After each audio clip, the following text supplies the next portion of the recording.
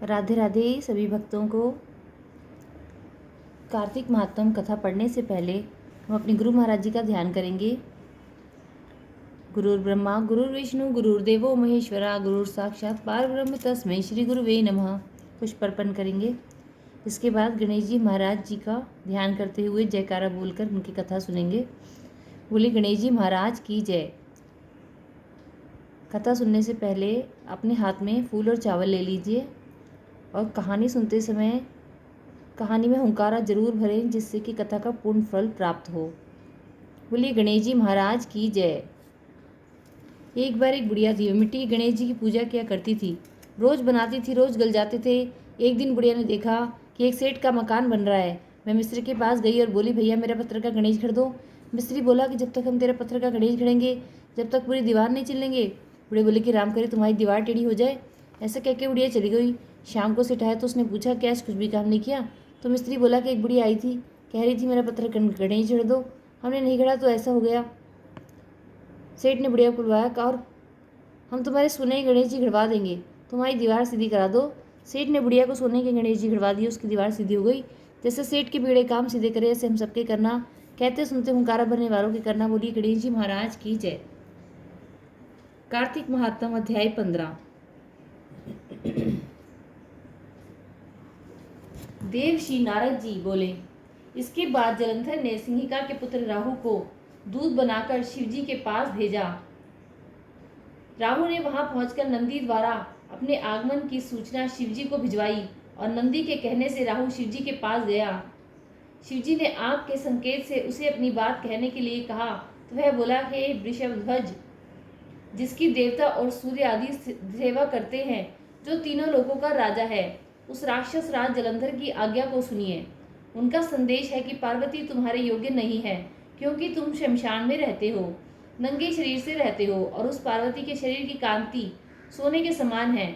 मैं रत्नों का स्वामी हूँ और पार्वती स्त्रियों में रत्न है, अतः वह मेरे ही योग्य है, तुम्हारे योग्य नहीं। राहु यह कह ही रहा था कि शिवजी की भौहों के बीच से एक भयानक गर्जना वाली आवाज निकली और वज्र के समान दृढ़ पुरुष प्रकट हो गया। उस पुरुष का मुंह सिंह के समान था, जीभ लपलपा रही थी, नेत्रों से आग निकल रही थी, शरीर पर किसी प्रकार की कोई सुंदर कांति नहीं थी, वह नरसिंह जैसा लग रहा था। राहु ने देखा कि वह पुरुष मुझे खाने के लिए आ रहा है तो वह भागने लगा, परंतु उस पुरुष ने उसे पकड़ लिया। जब वह राहु को पकड़ खाने लगा तो भगवान रुद्र ने उसे रोकते हुए कहा कि इसे मत खाओ, दूध पराधीन होता है। भगवान रुद्र की बात सुनकर उसने राहु को आकाश में छोड़ दिया और भगवान रुद्र से प्रार्थना की कि भगवान मुझे भूख सता रही है, हे देवेश मुझे आज्ञा दीजिए कि मैं क्या खाऊं। रुद्र बोले कि तुम शीघ्र ही अपने हाथ और पांवों का मांस भक्षण कर लो।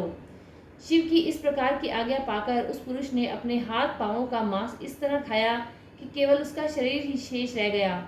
उसे इस अवस्था में देखकर भगवान शिव अत्यंत प्रसन्न हुए और उस भीमकाय पुरुष से बोले कि त्वम कीर्तिमुख संज्ञो ही भव में द्वारगह सदा।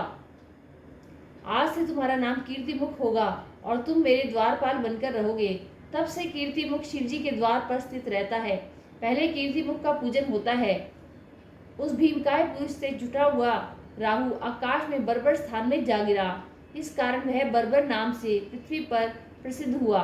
इसके पश्चात राहु ने स्वयं का नया जन्म हुआ समझा और जलंधर के पास जाकर सारा वृत्तांत सुनाया।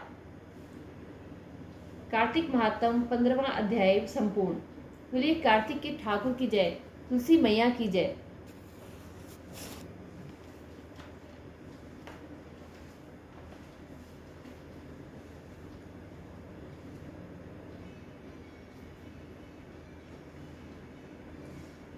तुलसा जी की कथा। कार्तिक के महीने में सब कोई तुलसा माता को सींचने जाती। सब कोई तो सींच के आ जाती, पर एक बुढ़िया माई आती और रोजाना तुलसा माता से कहती, तुलसा माता सबकी दाता मैं बिरला सींचू तेरा, तू कर निस्तारा मेरा।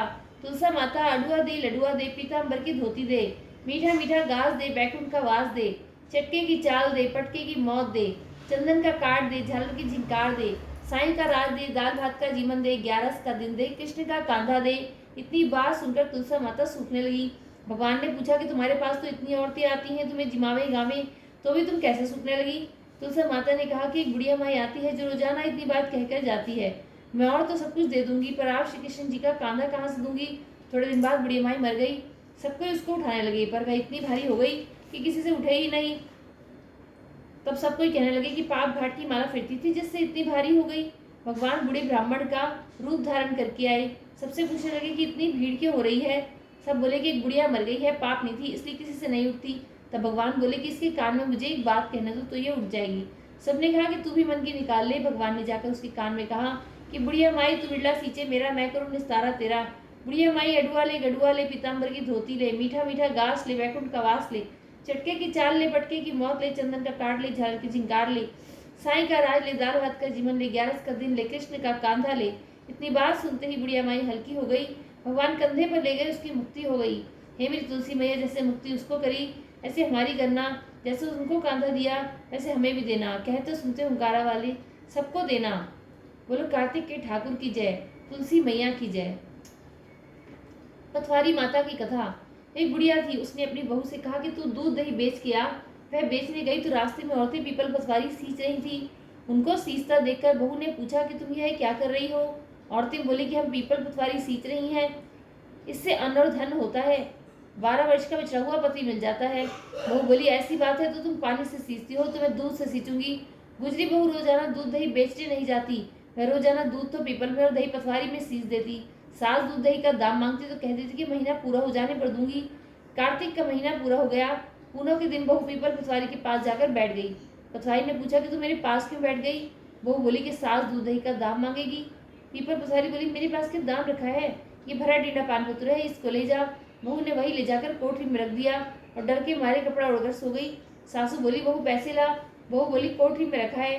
सासू ने कोठरी खोल के देखी तो हीरा मोती जगमगा रहे हैं। सासू बोली बहू इतना धन कहाँ से लाई। बहू आकर देखे तो सच्ची में ही धन भरा हुआ है। बहू ने सास को सारी बात बता दी। सास ने कहा आपकी कार्तिक मैं भी पथवारी सींचूंगी। कार्तिक आया, सास दूध दही तो बेच आती, हांडी धोकर पीपल पथवारी में चढ़ा देती। आकर बहू से कहती कि तू मेरे से दाम मांग। वह कहती कि सासू जी कोई बहू भी दाम मांगती है, पर सासू कहती कि तू मांग। बहू बोली कि सासू जी पैसे लाओ तो वह पीपल पथवारी के पास जाकर बैठ गई। पीपल पथवारी ने सास को पान पतोरा भरा डीडा दे दिया। उसने ले जाकर कोठरी में रख दिया। बहू ने खोलकर देखा तो उसमें कीड़े मकोड़े बिलबिला रहे हैं। बहू ने कहा कि सासू जी यह क्या। सास ने आकर देखा तो बोलने लगी कि पीपल पथवारी तो बड़ी दोगली पटपीटन है, इसको तो धन दिया, मुझको कीड़ा मकोड़ा दिया। तब सब कोई बोलने लगे बहू तो सत की भूखे सींचे थी और तुम धन की भूखी। हे पथवारी माता, जैसा बहू को दिया ऐसा सब किसी को दियो, जैसा सास को दिया ऐसा किसी को न दियो। बोलो कार्तिक के ठाकुर की जय, तुलसी मैया की जय, पथवारी माता की जय। गंगा जी की कथा। एक सास थी, कार्तिक नहाती, 12 कोस जाती 12 कोस आती। बहू जो थी कठड़िए में पानी डालकर कह देती मन चंगा तो कटौती में गंगा। गंगा जी वहीं आ जाती और वह नहा लेती। एक दिन सास की नस बह गई, घर बहू नहाई तो उसके कठड़े में आ गई। उसने निकाल कर रख ली। सास आई, उदास होकर बैठ गई। बहू बोली उदास क्यों बैठी हो। सास बोली कि मेरी नत गंगा में बह गई। बहू बोली मेरे हाथ में आ गई। सास बोली कैसे। बहू बोली तुम 12 कोस जाओ 12 कोस आओ, मैं कठड़े में पानी डालकर कह देती मन चंगा तो कटौती में गंगा। गंगा जी यहीं आ जाती, उसी में तो तुम्हारी नत बह आई, मैंने ले ली। जैसे सास को आई से किसी को ना आई हो, जैसे बहू ने आई सब किसी की आई हो। बोलो गंगा मैया की जय, कार्तिक के ठाकुर की जय, तुलसी माता की जय।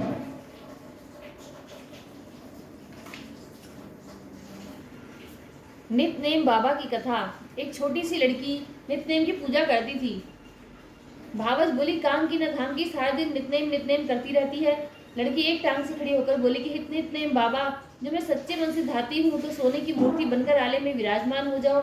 भगवान का सिंहासन डोला। छोटी सी लड़की तप कर रही है तो नितनेम बाबा सोने की मूर्ति बनकर आले में विराजमान हो गए। लड़की आंख खोल के देखे तो सोने की मूर्ति आले बनकर आले में रखी है। अब आवाज दी देख ले भाभी नितनेम बाबा, देख ले माँ नितनेम बाबा, माँ ध्यावे भाभी भी ध्यावे। हे नितनेम बाबा, जैसे छोटी सी लड़की का सत रखा ऐसे सब किसी का रखना। कहते सुनते हुंकारा भरने वालों का रखना। बोलो नितनेम बाबा की जय।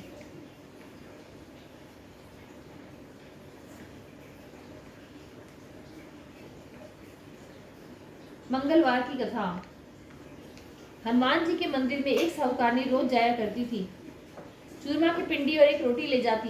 कहती कांधे सोटो लाल लंगोटो, हनुमान जी खायो चूरमा और रोटी। मैंने तुम्हें दिया जवानी में, तुम मुझे देना बुढ़ापे में। पूजा करने के बाद जब घर आई तो बहू बोली कि सासू जी तुम चूरमा रोटी लेके कहाँ जाया करो हो। सासू जी बोली कि बालाजी के मंदिर जाया करूँ। बहू बोली कि मंदिर तो नहीं जाओ हो। सास कुछ भी नहीं बोली, न खाया। जाके सो गई। सोते सोते 5 दिन हो गए। हनुमान जी सपने में आए, बोले तूने तो मुझे दिया जवानी में, मैं तुझे दूँ बुढ़ापे में। बुढ़िया बोली कि आज तो तुम दे रहे हो, पर रोज कौन देगा। हनुमान जी बोले कि मैं रोज दे दूंगा। बुढ़िया ने चूरमा खा लिया, बहू के घर कुछ भी नहीं रहा, सब चीज में घाटा हो गया। बहू बोली सास ने देखो 7 दिन हो गए, मैंने तो खाने को भी नहीं दिया, जाके देखा तो खूब मोटी हो रही है। बहू बोली सासू जी तुम्हें खाने को भी न दिया, तुम क्या खाती हो। सासू बोली कि मुझे तो हनुमान जी मीठी मीठी चूरमा रोटी दे के जावे हैं, वो ही खाऊं। बहू सास के पैरों में पड़ गई, बोली हम तो तुम्हारे भाग का खाते हैं, हमारे घर में तो कुछ भी नहीं रहा, अब आप संभालो। सास रोज चूरमा रोटी चढ़ाने लग गई, फिर खूब धन हो गया। जैसे सास ने हनुमान जी टूटा उनकर कृपा करी, किसी भी हम पर भी कृपा करे, कहते सुनते हुंकारा भरने वालों पर करे। बोलो हनुमान बाबा की जय, कार्तिक की ठाकुर की जय, तुलसी मैया की जय। धर्मराज जी की कथा। एक बुढ़िया माई थी, व्रत नियम बहुत रखती थी। एक दिन भगवान के घर से यमदूत लेने आए। बुढ़िया माई यमदूत के साथ चली गई। आगे गहरी नदी बह रही थी, बुढ़िया माई डूबने लगी। तब यमराज जी ने पूछा कि माई गाय दान की हुई है क्या। तब बुढ़िया माई ने मन में गाय माता का ध्यान किया तो गाय माता उपस्थित हो गई। गाय की पूंछ पकड़कर बुढ़िया माई ने नदी पार हो गई। आगे गई तो काले कुत्ते खाने दौड़े। तब यमराज जी ने पूछा कुत्ते को रोटी दी है क्या। बुढ़िया माई ने मन में कुत्ते का ध्यान किया तो कुत्ते चले गए। आगे चले तो काले कोई बुढ़िया माई को चोंच मारने लगे। तब यमराज जी ने कहा कि ब्राह्मण की बेटी को सिर में तेल लगाने को दिया है कि नहीं। बुढ़िया माई ने ब्राह्मण की बेटी को याद किया तो कोई ने चोंच मारना छोड़ दिया। आगे गई तो पैरों में कांटे चुभने लगे। तब यमराज जी ने कहा कि चप्पल दान की है क्या। बुढ़िया माई ने याद किया तो चप्पल पैरों में आ गई। आगे चली तो चित्रगुप्त जी ने यमराज जी से कहा कि आप किसको ले आए हो। तब यमराज जी ने कहा कि बुढ़िया माई ने दान पुण्य तो बहुत किया है, पर धर्मराज जी का कुछ नहीं किया, इसलिए आगे का द्वार बंद है। तब बुढ़िया माई बोली कि मुझे 7 दिनों के लिए धरती पर जाने की आज्ञा दो। 7 दिनों तक कहानी सुनकर उद्यापन करने के बाद मैं वापस आ जाऊंगी। बुढ़िया माई वापस धरती पर आ गई। पूरे गांव में खबर फैल गई कि बुढ़िया माई भूतनी का रूप धारण करके आ गई है। वह सब अपने घर गई तो बेटे बहू ने भूतनी समझकर घर के द्वार बंद कर लिए। तब उसने अपने बहू बेटे से कहा कि मैं भूतनी नहीं हूँ, मैं तो धर्मराज जी के कहने के अनुसार वापस आई हूँ। मैं नियमानुसार प्रत्येक दिन धर्मराज जी की कहानी सुनकर उद्यापन करके वापस परलोक चली जाऊंगी। यह सुनकर बेटे ने उद्यापन की पूजा की सभी सामग्री एकत्रित कर ली, लेकिन कहानी का हुंकारा नहीं भरा। तब बुढ़िया माई पड़ोसन के पास गई और कहानी सुनने को कहा। पड़ोसन ने कहानी सुनी और हुंकारा भर दिया। बुढ़िया माई ने 7 दिनों के पश्चात कहानी सुनकर उद्यापन कर दिया और सभी सामान दान कर दिया। तब धर्मराज जी ने बुढ़िया माई के लिए धरती पर विमान भेजा। विमान देखे सभी गांववासी स्वर्ग जाने को तैयार हो गए। बुढ़िया माई बोली कि मेरी कहानी तो सिर्फ पड़ोसन ने ही सुनी है। तो सभी गांव वाले ने बुढ़िया माई के पांव पकड़ लिए और धर्मराज जी की कहानी सुनाने का आग्रह किया। कहानी सुनने के पश्चात सभी विमान में बैठकर स्वर्ग पहुंचे। तो धर्मराज जी ने कहा कि मैंने तो सिर्फ बुढ़िया माई के लिए विमान भेजा था, पर यहाँ पर तो सारे गांववासी एकत्र हो गए। तो बुढ़िया माई ने कहा कि मेरी कहानी इन सबों ने सुनी है, इसलिए आप आधा पुण्य इनको भी दो। तब धर्मराज जी ने सभी गांववासियों को स्वर्ग में वास दिया। सो हे धर्मराज जी महाराज, जैसे बुढ़िया माई को स्वर्ग दिया ऐसे हमें भी देना। कहते सुनते हुंकारा भरने वालों को देना। लक्ष्मी का वास हो, स्वर्ग का वास हो। बोल धर्मराज जी की जय, यमराज जी की जय।